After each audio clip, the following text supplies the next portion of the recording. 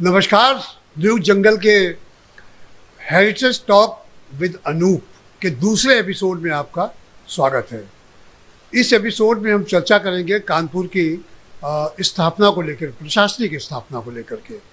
आपको बता दें कि प्रशासनिक स्थापना को लेकर के इतिहासकारों में मतभेद हैं। एक पक्ष ये कहता है कि 8 मार्च 1802 को प्रशासनिक स्थापना कानपुर की हुई थी, तो दूसरा पक्ष 24 मार्च 1803 मानता है। ये जिला कब घोषित हुआ और इसके साथ ही साथ जिला मुख्यालय भी अलग अलग स्थानों पर बनाए गए या वहाँ काम शुरू हुआ, तो इन मुख्यालयों का भी जो बदला जाना यानी उनका स्थान परिवर्तन, यह भी एक चर्चा का विषय है। इन्हीं सब विषयों पर, इन्हीं सब विवादों पर हमारे साथ बातचीत करने के लिए उपस्थित हैं कानपुर इतिहास समिति के महामंत्री अनूप शुक्ला। अनूप जी नमस्कार। नमस्कार। नमस्कार अनूप जी, इस विवाद से आप भी वाकिफ होंगे कि कानपुर की स्थापना को लेकर के दो कार्यक्रम आयोजित किए जाते हैं और ठीक ठाक तरीके से आयोजित किए जाते हैं।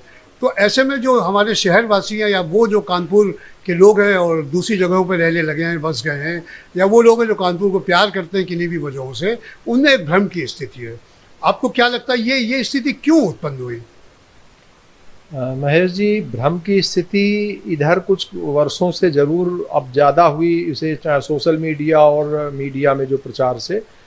कानपुर दिवस, वस्तुतः कानपुर दिवस की परिकल्पना 24 मार्च से हुई थी। 24 कानपुरियम संस्था ने इसको शुरू किया था जी। और 24 मार्च 1803 को वो जिला घोषित करने की तिथि बताते हुए जी। प्रारंभ में हमने उस चीज़ को ध्यान नहीं दिया। मैं चूंकि कानपुर इतिहास समिति का मैं महासचिव हूँ, तो ये मैंने जब अपने अन्वेषण और कुछ अपनी चीज़ें पलटी तो ये पाया कि जिला तो 1 वर्ष पहले है जी। तो इसमें यह है कि इसमें यदि हम इसकी दास्तान पर थोड़ा प्रकाश डालें तो ये है, इस जिले की परिकल्पना 10 नवंबर 1801 की एक संधि के तहत है, जो संधि अवध के नवाब सादत अली खान और ईस्ट इंडिया कंपनी, मतलब कंपनी सरकार के मध्य हुआ। कंपनी सरकार ने जो अपनी मतलब कंपनी सरकार को जो अवध के नवाब ने जो हिस्सा दिया, उससे 7 जिले बने, उनमें से एक कानपुर जिला भी बना। कानपुर जिला मतलब चूंकि कलकत्ता के फोर्ट विलियम जो हमारा प्रशासनिक मुख्य राजधानी था, वहां से निर्देश दिया गया एक अब्राहम बैलान नाम के कलेक्टर को, फर्स्ट कलेक्टर कानपुर को।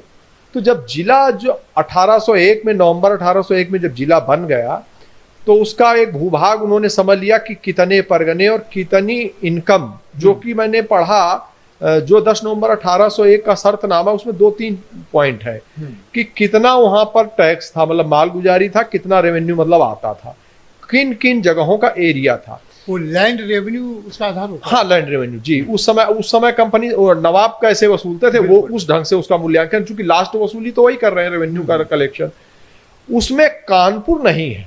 आपको रोचक बात बताया, उसमें कानपुर उसमें नहीं है, कानपुर का भूभाग है।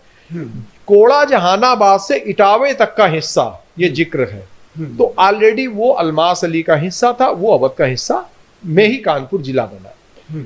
तो जब उसी जिले में देखा गया कि जिला बनाने का प्लेस क्या चयनित किया जाए, तो जिला बनाने के लिए 1778 में ही यहाँ पर छावनी स्थापित की गई थी, जो अवध के ही नवाब की निगरानी कर रही थी। उसका 2 काम था, इधर बुंदेलखंड बघेलखंडों के राजे महाराजे और अवध के बीच में कनेक्टिविटी क्या होती है, वो श्रद्धा से आते और गंगा स्नान करते और 80 किलोमीटर की डिस्टेंस पार करके अवध के नवाबों से भी मिलके जाते। तो ये भी था कि गंगा के किनारे छावनी बनने से निगरानी की जा रही थी, अवध पर भी और बुंदेलखंड और बघेलखंड पर भी। तो उस निगरानी पॉइंट पर ये, और वही कारण है कि उसमें अवध के नवाब को ही वो खर्चा वहन करना पड़ता था, तो लिहाजा वो खर्चा नहीं दे पाए थे, इसीलिए वो संधि के तहत हिस्सा मिला। तो 10 नवंबर 1801 की संधि के तहत जब जिला मिल गया, तो इस पर फोर्ट विलियम से एक आदेश हुआ, जिले का परिसीमन करके कानपुर जिले की एक सीमा बना दी गई और उस जिले का कलेक्टर के रूप में अब्राहम बैलान नाम के व्यक्ति को कलेक्टर बना करके भेजा गया। ये 8 मार्च 1802 नहीं, 8 मार्च 1802 को तो उसने चार्ज संभाल लिया। अभी चार्ज संभाला, मतलब कलेक्टरी कायम की। अभी कलेक्टरी कायम होने से पहले अलमा वो आया फरवरी में, 15 फरवरी के आसपास आ जाता है। तो 15, चूंकि पहली बार जिले की कलेक्टरी का मतलब प्रभार लेना है, परिसीमन है कि क्या सीमा है, क्या रेवेन्यू है, तो 15 फरवरी से 7 मार्च तक उसने अलमास अली जो यहाँ का आमिल था, सादत अली खां के जो अवध के नवाब थे, उनका जो यहाँ का प्रशासक था, स्थानीय प्रशासक अलमास अली ख्वासरा से हिस्सा लिया, मतलब इसको किए हिस्सा की जो भी है, और उसका पूरा चार्ज ले लिया, डॉक्यूमेंटल और फिजिकली सब भ्रमण करके। तो वो प्रभार के बाद 7 मार्च को उसने रिपोर्ट किया कि 8 मार्च मतलब से हमारी कलेक्टरी कायम हो गई है, और 8 मार्च से उसके ही ऑर्डर चलेंगे। और इसका आधार ये है कि प्रशासनिक रूप से कलेक्टर लिस्ट जो छपी है वो 8 मार्च 1802 से जिला प्रशासन में रेवेन्यू ऑफिसर के रूप में कलेक्टर पदारूढ़ माना गया है। अब विवाद जो की कहानी में दूसरा, 8 मार्च से वो 21 मार्च 1803 तक कलेक्टर कानपुर रहता है। इसके बाद 22 मार्च 1803 को जे रिचर्डसन नाम के सेकेंड कलेक्टर आ जाते हैं। 22 मार्च 1803 को जब जे रिचर्डसन सेकेंड कलेक्टर आ जाते हैं, और यदि 24 मार्च 1803 को आप जिला घोषित मानेंगे, तो प्रथम कलेक्टर, फर्स्ट कलेक्टर अब्राहम बैलान का कार्यकाल और सेकेंड कलेक्टर जे रिचर्डसन के कार्यकाल के कुछ दिवस विलोपित हो जाएंगे। तो जो विलोपित हो जाएंगे तो वो किस जिले में उन्होंने उन दिनों किन जिलों में काम किया, किस जिले का उन्होंने तिशाला बंदोबस्त बनाया। मुख्यालय कहाँ हुआ करता था तब? नहीं बना, देखिए जब जिला बना तो सिविल स्टेट, देखिए उस समय पहले आपको थोड़ा सा बता दूं, सिविल इलाका और छावनी, आज का जो कानपुर शहर है, जाजमऊ से लेकर के पुराने कानपुर तक छावनी थी, गंगा के किनारे। पुराने कानपुर में सीमा थी मैगजीन घाट के आगे भैरव घाट तक। भैरव घाट ही लास्ट, भैरव घाट जो स्मशान घाट है, वहां से सिविल इलाका शुरू हो जाता था। तो वहां से लेके जाजमऊ टाउन तक, जो जाजमऊ कस्बा है, वो पूरा छावनी तक हिस्सा चला जाता है। और इसको इस तरफ यदि थोड़ा स्थल भाग में ले तो ये जो आपका ग्वाल टोली खलासी लाइन के किनारे छूते हुए सीसा मऊ के किनारे जा करके फिर ये अंदर आ जाएगा कर्नलगंज से, और तोप खाना बाजार मतलब मेस्टन रोड के पास आएगा, और ये कुरसवा पटकापुर की सीमा छूते हुए फिर छावनी गंगा नहर के पार हो जाएगी। जिलाधिकारी बैठकर कार्य करते थे। जिलाधिकारी सरसैया, जब जो कलेक्टर ऑफिस बना तो कोई बड़ा ऑफिस नहीं बना था। सरसैया घाट पर एक बंगले में शायद राम सिंह अग्रवाल का एक बंगला बताया गया है कि उसी सरसैया घाट के उस बंगले से शुरू हुआ। कोई अलग से कार्यालय नहीं थे, बंगलों, उन्हीं कुछ अफसरों के आसपास बंगले थे, उन्हीं बंगलों से ही कार्यालयी कार्य और निवास दोनों का उपयोग करके संचालित होते। हम लोग 24 मार्च पे जी, तो 24 मार्च अब ये तो पहला, और यहाँ से 24 मार्च 1803 को यदि हम मान लेंगे तो ये 2 जिलाधिकारियों के कार्यकाल, मतलब एक के पूरा कार्यकाल विलोपित होगा और एक के कुछ दिन चले जाएंगे। तो कानपुर इतिहास समिति इसलिए नहीं मानती है। कानपुर इतिहास समिति कानपुर दिवस की संकल्पना यदि मानती है, यदि जो जिले के प्रशासकीय रूप से कानपुर गठन की मानती है, तो 8 मार्च 1802 को मानती है, जब अब्राहम बैलान ने फर्स्ट मतलब कानपुर कलेक्टरी का चार्ज ले लिया। और कलेक्टरी कायम होना ही जिले को घोषित होना, जिला मानना, जिला के वजूद में आना होता है। जिला जब तक वजूद में नहीं होगा तो कलेक्टर नहीं होगा, कलेक्टर नहीं होगा तो उसके वर्क नहीं होगा, कोई कार्य नहीं होगा। त्रिशाला बंदोबस्त लागू जो हुआ था, मतलब सेटलमेंट नहीं हुआ तो मतलब लागू नहीं होगा कि रेवेन्यू क्या निर्धारित उसने किया। तो इसलिए रेवेन्यू में सबसे बड़ी पावर होती है कलेक्टर। कलेक्टर मींस कलेक्शन शब्द से कलेक्टर शब्द बना, कलेक्शन करेगा मतलब रेवेन्यू कलेक्ट करने के, कलेक्टरशिप कायम इसी से होती है। जी सर। अच्छा, तो जो ये जो दूसरा पक्ष ये बात कह रहा है 24 मार्च को कानपुर की स्थापना को लेकर के, तो इसमें ऐसा कोई कभी प्रयास नहीं किया गया कि वो संस्थाएं, चाहे कानपुर पंचायत हो या कानपुरियम हो या कानपुर इतिहास समिति हो, इन लोगों ने आपस में चर्चा करके कोई तारीख मुकर्रर की कि साहब 8 को होना चाहिए या 24 को, ऐसी कोई सहमति बनने की कभी कोई आधार बनाने की? देखिए, हम कानपुर की स्थापना के विषय में कई बार अनेकों विचार हमारे सामने आते हैं। वस्तुतः 1747 में जब अवध प्रांत दिल्ली सल्तनत से स्वतंत्र हुआ और यहाँ पर नवाबी कायम हुई, उस समय कानपुर को एक अवध प्रांत का जिला बनाया गया। 1801 में जब नवाब वजीर और ईस्ट इंडिया कंपनी की संधि हुई उसमें 15 परगनों को फिर से पुनर्गठित करके उनको कानपुर ज़िले में लिया गया और पुनः कानपुर जिला बना। 8 मार्च 1802 को कानपुर जिले का रेवेन्यू और जुडिशियल कमिश्नर मिस्टर बेलांड को अस्थायी तौर पर बनाया गया, क्योंकि सरकार ये चाहती थी कि वो वहाँ की व्यवस्था देखे कि कैसे आगे एडमिनिस्ट्रेशन चलाना है। अंततोगत्वा जब सरकार को सफलता मिली ईस्ट इंडिया कंपनी को, तो 24 मार्च 1803 को कानपुर को विधिवत जिला घोषित करते हुए यहाँ पर बंगाल रेगुलेशन एक्ट लागू किया गया, जो कि ईस्ट इंडिया कंपनी द्वारा पूरे देश को नियंत्रित करने के लिए बनाया गया था। हम कानपुर के स्थापना दिवस की बात नहीं करते हैं, चूंकि 24 मार्च 1803 को कानपुर विधिवत रूप से एक जिला घोषित किया गया और यहाँ पर रेवेन्यू कलेक्शन, उसके साथ साथ न्याय व्यवस्था के लिए स्थायी व्यवस्था 24 मार्च 1803 को की गई। इसलिए हम 24 मार्च को कानपुर दिवस के रूप में कानपुर पंचायत प्रतिवर्ष उसको मनाती है और हम कानपुर स्थापना दिवस को 24 मार्च 1803 के दिनांक से ही मनाते हैं। आदरणीय धर्म प्रकाश जी गुप्त, आपका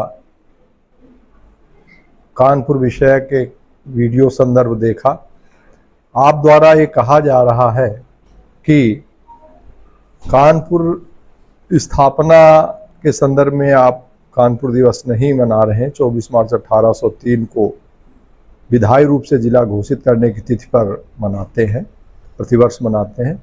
लेकिन उसमें प्रारंभ जो किया आपने कि 17 दिल्ली सल्तनत से कानपुर का अवध के नवाब वजीर को हिस्सा जब मिलता है तो अवध के द्वारा जिले के रूप में कानपुर घोषित होता है या बनाया जाता है।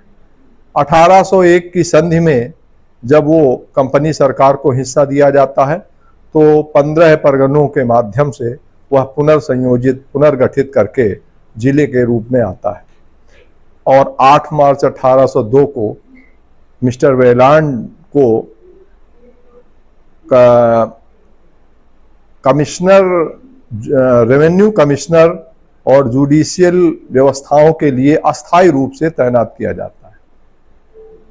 मेरा कहना है कि 1747 में यदि जिला था वजूद में, तो 1801 की संधि में जब ये हिस्सा अवध के नवाब ने कंपनी सरकार को दिया तो उसमें जिक्र होना चाहिए। उसमें यह भूभाग, यह चकला, ये तालुका इस रूप में कानपुर के रूप में कोई दर्ज नहीं। उसमें कोड़ा दर्ज है, चकला कोड़ा, जो इटावा तक के लिए इटावा को भी दर्ज किया गया है, लेकिन कानपुर का कहीं नामो निशान नहीं है। इस जिले के रूप में 1747 में आपने अवध के नवाब वजीर द्वारा बनाया जा चुका था, तो उसको दर्ज होना चाहिए 1801 की संधि में। 1801 में चूंकि आपने कहा 15 परगनों से पुनः पुनर्संयोजित किया गया, गठित किया गया जिला। 15 परगनों से जिला तो गठित किया गया, लेकिन पुनः नहीं किया गया, पहली बार किया गया। पुनः माने दोबारा किया जाए। आप 1747 के बाद 1801 के बाद आप फिर दोबारा कह रहे हैं।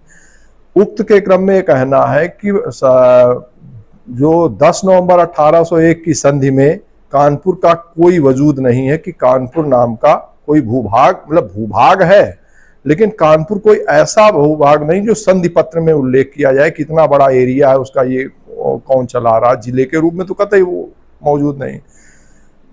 8 मार्च 1802 को अब्राहम बेलांड नाम का व्यक्ति को कलेक्टर के रूप में, रेवेन्यू ऑफिसर के रूप में तैनात किया गया।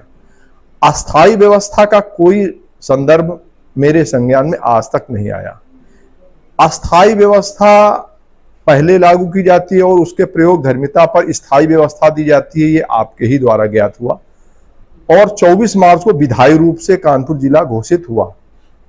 मुझे इसमें हमेशा प्रश्न रहता है कि यदि इसमें 8 मार्च 1802 में यदि अब्राहम बैलांड यदि वो कमिश्नर रेवेन्यू के रूप में तैनात होते हैं, तो जो कलेक्टर लिस्ट है, प्रशासनिक रूप से जारी लिस्ट है, वह कौन वो कलेक्टर लिस्ट है? यदि वो अस्थायी थे तो उसमें रिमार्क होता कि ये 2 कलेक्टरों का कार्यकाल ये अस्थायी है, जे रिचर्डसन के कुछ दिन और अब्राहम बैलांड का पूरा कार्यकाल। ऐसा वो कभी नहीं प्रशासनिक लिस्ट करती है, ऐसा अन्य लोगों ने भी नहीं किया अपने संदर्भों में। तो और 24 मार्च को बंगाल रेगुलेशन एक्ट के तहत जिला घोषित होना, ठीक है, बंगाल रेगुलेशन एक्ट व्यवस्थाओं के सुधार के लिए लागू हुआ होगा, व्यवस्थाएं दी गई होंगी, लेकिन जिला 8 मार्च 1802 को अब्राहम बैलांड कानपुर के पहले कलेक्टर हुए, कलेक्टरी कायम हो जाती है, रेवेन्यू में त्रिशाला बंदोबस्त लागू हो जाता है, तो जिला वजूद में आ जाता है। और पहली बार जिला 8 मार्च 1802 को ही आया, ना तो 1747 में आया, ना 1801 की संधि के तहत था। हम कानपुरियम या कानपुर पंचायत जैसी संस्थाएं जो कानपुर दिवस मनाती 24 मार्च 1803 की तिथि को लेकर के, या कानपुर इतिहास समिति, कोई सिर्फ उटव्वल नहीं, इनमें ये वैचारिक द्वंद्व चल रहा है। उसमें ये है कि आपस में न बैठना, यद्यप हम लोग आपस में मिलते हैं, बैठते हैं, उनका पक्ष भी हमारे पास, जब हम ये लिखते हैं या हम मीडिया में आउट करते हैं तो उनके भी पक्ष आए। उन्होंने एक रिपोर्ट्स का हवाला देते हैं, मैंने उस रिपोर्ट्स को पढ़ा। वो कौन सी रिपोर्ट? वो उन्होंने फोर्ट विलियम की एक प्रोसीडिंग्स रिपोर्ट है। अच्छा, उस प्रोसीडिंग में ये दिया है कि 24 मार्च को इन अधिकारों की वृद्धि करके जिले को एक घोषित किया गया। अब अधिकार में मैजिस्टेरियल पावर है, जुडिशियल है, अदर पावर भी हो सकते हैं, तो उन पावरों के बाद का जिला घोषित करना अलग है। दूसरी बात, जिला यदि बीच में हमने 20 परिवर्धन कर दिए, 10वीं बार परिवर्धन किए, तो उन जिले की तिथियां नहीं मानी जाएंगी। 1802 से लेके 1825 तक, 26 तक हमारे जिले की सीमा में बड़ी बदलाव हुआ। जैसे औरैया हमारे पास था, इटावा हमारे पास था, और क्या नाम है, कोड़ा जहानाबाद हमारे पास था, हमने फतेहपुर को दे दिया। हमारे पास भदेक तालुका था, हमने जालौन जिले को दे दिया। हमारे पास कन्नौज था, हमने फर्रुखाबाद जिले को दे दिया। तो ये सीमाएं हमारी पहले कुछ थी, फिर हमने बदलाव करके उनको दे दिया, तो हमारी सीमा फिर कम हो गई। तो अब कह दीजिए लास्ट जो कानपुर की सीमा हुई वो जिले की माने, वो नहीं मान। जब कानपुर वजूद में आया जिले के रूप में, पहली बार प्रयोग हुआ, पहली बार ये हुआ। जैसे अभी आपने प्रश्न किया था ना कि कानपुर का, भाई कानपुर को जिला जब बना तो हमने आपको बताया कि फोर्ट विलियम की जो मतलब प्रोसीडिंग्स में देखें, ये जो 10 नवंबर 1801 का संधि है उसमें कानपुर का कहीं जिक्र नहीं है, लेकिन कानपुर का भूभाग है जो दिया गया, कोड़ा जहानाबाद से लेकर के और क्या नाम करके इटावे तक का। आप देखिए, यही अकबर के समय की भौगोलिक स्थिति में भी हमारे यहाँ 3 सरकारों का हिस्सा है कानपुर, कोड़ा सरकार, कन्नौज सरकार और इधर कालपी सरकार। ये 3 सब डिवीजनों का हिस्सा है कानपुर। आज का कानपुर जिला जो है इन्हीं अकबर कालीन जो 3 सरकारों का हिस्सा पड़ रहा है। इनकी जहाँ कानपुर महानगर है, यहाँ सब लगभग 19-20 रूप से जुड़ रहे हैं, इनके संधियां हो रही। तो कानपुर का चूंकि अब जब बना उसके बाद छावनी थी, तो जिला मुख्यालय भी यहीं बना। तो इसलिए 24 मार्च पर हम साथ बैठना चाहते हैं, हम अपने तर्क देना चाहते हैं। जिला घोषित यदि होता है और जिला बिना घोषित हुए तो कलेक्टर ही नहीं आ सकता। अच्छा, जिला गजेटियर क्या कहता है? जिला गजेटियर इस मामले में साइलेंट है। जिला गजेटियर लिखा गया 1909 में, जो एक दीर्घकालिक अवधि, इससे पहले की रिपोर्ट्स हैं उनमें हवाला है। जैसे रॉबर्ट मॉन्टगोमरी की 1848 में रिपोर्ट है, जो उसके ठीक 40 साल बाद लिखी गई रिपोर्ट है। तो उसने रॉबर्ट मॉन्टगोमरी संभवतः 12वां या 13वें नंबर क्रमांक का वो कलेक्टर है। तो उसने रिपोर्ट में 8 मार्च 1802 को कलेक्टरशिप कायम होने और अलमास अली से चार्ज लेने की बात का हवाला दिया। बिल्कुल स्पष्ट उल्लेख से उसने उसका जिक्र किया है। उसमें पैरा वाइज उस घटनाओं मतलब उल्लेख है। उसकी स्टैटिकल रिपोर्ट का पेज नंबर 3 और 4 में इस पूरे दोनों इसका स्पष्ट रूप से वर्णन मिलता है। अच्छा, एक बात ये बताइए अनूप जी कि कानपुर इतिहास समिति चूंकि लगभग 76-77 वर्ष पुरानी है, जी तो इतिहास समिति ने कभी पुराने किसी दस्तावेज, किसी आलेख, किसी पुस्तक में ये जिक्र किया है कि कानपुर की स्थापना 8 मार्च 1802 को हुई? नहीं, कानपुर इतिहास समिति ने लिखा है कानपुर और उसमें दोनों चीजें आ गई असल में। उसमें एक कहानी हो गई, 18 मार्च लिख गई, वो 18 मार्च एक मुद्रण दोष है, 8 मार्च ही होना चाहिए, वो 18 मार्च लिख गई है। तो वो सन 50 में कम प्रूफ रीडिंग का मिस्टेक होगी। तो ये गलती पॉइंट आउट की गई, यानी हाँ, पॉइंट आउट की गई है। अगले संस्करणों में उसका सुधार, द्वितीय संस्करण तक उसका सन 2000 में आया, तब तक उस चीज को चिंतन लोगों ने नहीं किया। उस समय हमारे अध्यक्ष अरविंद अरोड़ा जी थे, सीता बेरी जी थी, और अरविंद जी महासचिव थे, मैं सहसचिव था। तो तब ये पॉइंटेड नहीं हो पाई। तब ये था कि कानपुर इतिहास जो 1950 में छपा था वो रीप्रिंट हो जाए किसी कारण, किसी साम दाम दंड बेसिक, क्योंकि आउट ऑफ प्रिंट थी किताब। अब उसका ये है कि अब उसका द्वितीय संस्करण जो आने के बाद तृतीय जो आएगा, उसमें उन बिंदुओं को टिप्पणी लगा करके वो वही उल्लेख होगा, नीचे एक टिप्पणी लगी होगी, ये मुद्रण दोष हो गया है। तो यदि उसको कोई टिप्पणी पर चैलेंज करना चाहेगा या अपने साक्ष्य और तर्क देना चाहेगा तो करेगा। कानपुर इतिहास समिति ने 8 मार्च ही लिखा है। अच्छा, लेकिन वो 18 मुद्रित हो गया है कि वो तो अच्छा, दूसरी बात, हमारी दूसरी संस्थाएं भी है जो मनाती हैं, वो अब्राहम बेलांड को ही फर्स्ट कलेक्टर मानती हैं। एक बड़ी खुशी की बात है। तो मेरी मानना कि जब कलेक्टर आप उन्हें मान रहे हैं तो उनके कार्यकाल को फिर विलोपित क्यों कर रहे हैं? तो ये तीसरा संस्करण कब तक आने की जिसमें ये मुद्रण दोष को? मैं कई प्रकाशकों से भी प्रयास कर रहा हूं। यदि प्रकाशक नहीं तैयार होते हैं तो फिर निजी संसाधनों से शीघ्र लाने का प्रयास। प्रकाशक क्यों नहीं तैयार होंगे? प्रकाशक बड़ी किताब है और ये होता है उन्हें प्रकाशन को भी कि उसे सर्कुलेट कर पाएगा कि नहीं कर पाएगा आदि आदि। क्योंकि अभी तक प्रकाशकीय अधिकार तो कानपुर इतिहास समिति के पास है। क्योंकि कानपुर इतिहास समिति के पास प्रकाशन संसाधन नहीं है, तो जो आजकल कमर्शियल प्रकाशक हैं उनको हम देने चाह रहे थे। हमारी सेतु प्रकाशन से बात हुई थी, अमन प्रकाशन से भी हुई। अमन प्रकाशन ने तो बैक फुट पर आ गए, वो नहीं लिया। बाद में उन्होंने करंट बुक डिपो के खेतान साहब ने उसको रखा था। फिर खेतान साहब का गोलोक गमन हो गया तो बात अधूरी रह गई। फिर अभी से महादेव खेतान या महादेव खेतान ने उनके बेटे अनिल खेतान से हुई थी। अच्छा, हाँ। और अब सेतु प्रकाशन से बात चली है, उन्होंने अभी प्रकाशन के लिए तो कह रहे हैं, लेकिन अब वो देख रहा हूँ क्योंकि लंबी अवधि वो ले रहे हैं। यदि वो ज्यादा समय लेते हैं तो फिर हम उसका विकल्प सोचते हैं कि किसी अन्य मतलब कुछ संसाधन जुटा करके खुद छापे की इतिहास समिति। अनूप जी, आपसे अंतिम प्रश्न ये है कि क्या निकट भविष्य में ऐसे प्रयास किए जा रहे हैं, ऐसा आपको लगता है कि कानपुरियम के, चाहे वो मनोज कपूर जी हों या कानपुर पंचायत के धर्म प्रकाश जी हों या जो भी लोग इतिहासकार हैं या इतिहास से जुड़ी हुई संस्थाएं हैं, आपकी अपनी संस्था भी, एक मंच पर बैठ करके इस मामले पर विचार विमर्श करके कोई किसी निष्कर्ष पर पहुंचेंगे? मैं सदैव तत्पर हूँ। यदि कानपुर इतिहास समिति पहल कौन करेगा? पहल देखिए, पहल मैंने जब 8 मार्च के तर्कों से किया है और उन तक भी संदेश पहुंचाया है। यदि वो देखिए, मैं कानपुर में मेरा इतिहास समिति 1946 से ही कानपुर पर जागरूकता कर रही है। और कानपुर पर अब तक यदि किसी संस्था ने साहित्य दिया है, कानपुर इतिहास समिति ने 15 पुस्तकें दी हैं कानपुर पर लिखी हुई।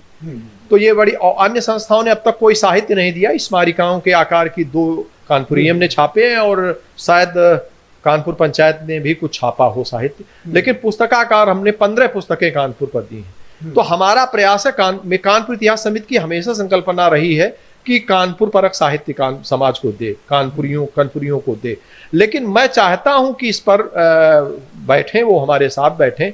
यदि वो घोषित करना के तर्क उनका कोई सिद्ध होता है, सही होता, तो हमें स्वीकार है। लेकिन मेरा जो तार्किक है, मैं रेवेन्यू में भी रहा हूं, चूंकि मेरी सेवाएं अभी भी दे रहा हूं, तो मैं रेवेन्यू की पॉलिसी जानता हूं कि बिना जिला घोषित के प्रशासकीय व्यवस्था के तहत अधिकारी, संसाधन और स्टाफ नहीं होता है। तो पहले जिला ही घोषित होता है। ये ऐसा विवाद आपको नहीं लगता है जिसमें एक कहावत है कि हु बेल्स द कैट, जी, बिल्ली के गले में घंटी कौन बांधे? जी, नहीं, वो सब लोग, हम लोग ऐसा नहीं है, सब लोग साथ बैठते हैं। ये वैचारिकता ये होती है, उसके बाद भी हम वहां साथ बैठते हैं और तर्क आपस में सुन लेते हैं।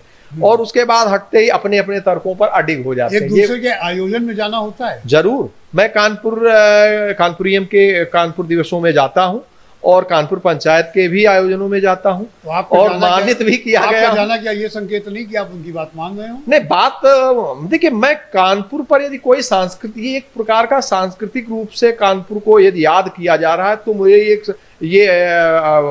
मैं ऐसा शख्स नहीं हूं कि मैं ना शरीक हूं। कानपुर की पैदाइश को यदि आपने ये कह दिया कि कानपुर की ये पैदाइश की, जैसे बच्चे की पैदाइश के बजाय यदि स्कूल के एडमिशन डेट को भी कह दें कि हमारी उस बच्चे की पैदाइश है, तो हम तब भी हम स्वीकार करेंगे, क्योंकि बच्चा तो हमारे यहाँ का है, हमारा है। तो कानपुर हमारे लिए वो बात है। कानपुर कल का बच्चा द्विवेदी जी ने इसीलिए कहा था, वो ब्रिटिशर डेवलपमेंट वाला कानपुर कहा था। और दूसरी बात, महेश जी ने, आपने एक सिविल स्टेशन की जो मतलब जिला मुख्यालयों को बदलने की दास्तान जाननी चाहिए थी, वो प्रसंग बीच में रह गया, उस पर मैं थोड़ा सा प्रकाश डाल दूं कि कानपुर जिला मुख्यालय जो बदला, जैसे मैंने कहा कि जिला मुख्यालय सरसैया घाट से शुरू हुआ। सरसैया घाट जिला मुख्यालय 1802 में, 8 मार्च 1802 में वहीं बंगले से एक बंगले से कचहरी शुरू होती है और कुछ बंगलों से ऐसी सब कार्य संपादित हो रहे हैं। 1810, 8 साल बाद एक झगड़ा हो जाता है। अभी हमने बताया ना, छावनी का जाजमऊ से पुराने कानपुर तक है, तो ये छावनी के अंदर सिविल स्टेशन है ना, तो सिविल स्टेशन छावनी के अंदर था। झगड़ा यूं हुआ कि आज के माल रोड, मतलब हीर पैलेस के आसपास का कोई इलाका मुगल सराय के पास था, जहां पर एक मद्य निर्माता, मतलब शराब बनाने वाले कलार जो प्रोफेशन के लोग होते हैं जाति के, उपजाति के, तो उसका और शराब का ठेका था, मतलब आबकारी का लाइसेंस था। वो देसी ढंग से शराब बनाता था और बेचता था। जो नेटिव इन्फेंट्रीज के देसी सैनिक थे वो शराब उसको पीते थे। लेकिन उनमें क्या था, चूंकि सैन्य अधिकारी की शक्ति ज्यादा होती, तो सैन्य अधिकारी वो पुरुष जब मर गया तो बेवा ने अपने बेटे को बिठा करके शराब बेचने लगी और कलेक्टर से उसकी परमिशन ले ली। कलेक्टर में आबकारी का अधिकारी भी होता है, तो जिलाधिकारी ने, तत्कालीन कलेक्टर ने परमिशन दे दी। झगड़ा यूं हुआ कि वो जब वो खोलती तो शराब पी जाते, पैसे न देते जो नेटिव, और वो शिकायत करते। वो जब झगड़ा इतना हुआ कि अंत में निर्णय किया गया कि जिला मुख्यालय यहाँ से छावनी से हटा दिया जाए और सिविल अफसर को, मतलब कलेक्टर को आदेश दिया गया कि आप अपना सिविल स्टेशन सिविल इलाके में ले जाएं, छावनी से अलग। अब पहली बार रोचक बात आई थी कि जाजमऊ सब डिवीजन भी छावनी में था। तो जैसे ज्यादातर होता निकट के तहसील में, निकट के परगने में जिला मुख्यालय बन जाना, तो जाजमऊ में तो एस्टेब्लिश नहीं कर सकते, तो लिहाजा वहां से उठे। तो अब उनको नया परगना था बिठूर, बिठूर में एस्टेब्लिश होते हैं 1810 का विवाद के कारण 1811 में। अब 1811 से जिला मुख्यालय बिठूर में हो गया। बिठूर टाउन इतना रिच हो गया, इतना कि कानपुर टाउन उसके आगे जीरो था। आबादी में भी, संसाधनों, वहां भी कलेक्टरगंज था, वहां भी रसेलगंज जैसे मोहल्ले थे, यूरोपियन मोहल्ले भी थे और देसी भी मोहल्ले थे। वहां 6 रेगुलर मार्केट थे, कटरा, भागमल, बिहारीगंज, रसेलगंज, कलेक्टरगंज, ये रेगुलर मार्केट थे। तो बड़ा टाउन हो गया और 2 भागों में बिठूर बटा था, नया बिठूर और पुराना बिठूर उस समय भी।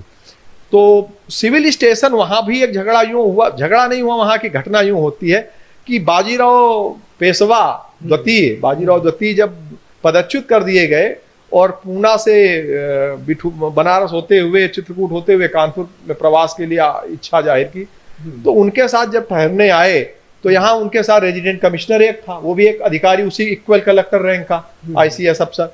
तो अब निगरानी ये लगा कलेक्टर को कि ये हमारे बराबर, ये समकक्षी, हमसे वरिष्ठ अधिकारी कमिश्नर है, तो कमिश्नर रैंक का बिठा दिया गया। तो थोड़ा कार्य करने में अपने को वो हिचक महसूस करता है, तो उसने बिना कहे ही जिला मुख्यालय उठा लिया 1819 में। 1818 में तो आ गए और हर थोड़े दिन महीनों में चला के 1819 में, तो अब वो जा नहीं, छावनी में घुस नहीं सकते थे, तो छावनी की सीमा पर रुक गए।